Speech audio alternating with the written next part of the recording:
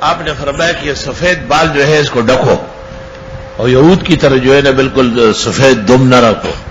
بعض کہتے ہیں کہ چتکبر سانپ کے ساتھ تشبیہ دی۔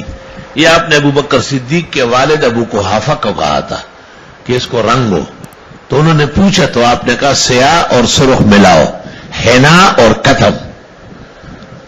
تو اس کے باوجود محدثین کہتے ہیں کہ بس سفید ٹھیک ہے، لیکن احادیث مبارکہ میں زور آیا ہے کہ نہیں سفید بدل دو۔ تو علماء کہتے ہیں جب تک بالکل سفید نہیں ہے تو رنگ ناجائز ہے، لیکن جب بالکل سفید ہو جائے پھر خیر ہے۔ حضرت مولانا تقی صاحب دامت برکاتہم نے ایک دفعہ مکہ میں مجھ سے پوچھا کہ روایات کا تعارض کا کیا کریں گے؟ میں نے کہا موطا مالک میں لکھا ہوا ہے کہ وَبَعْضُهُمْ يَسْبَغُونَ وَبَعْضُهُمْ لَا يَسْبَغُونَ وَالْأَمْرُ وَاسِعٌ۔ بہت زیادہ خوش ہوئے، بڑی دعائیں دی۔ اس وقت بینک نہیں تھا۔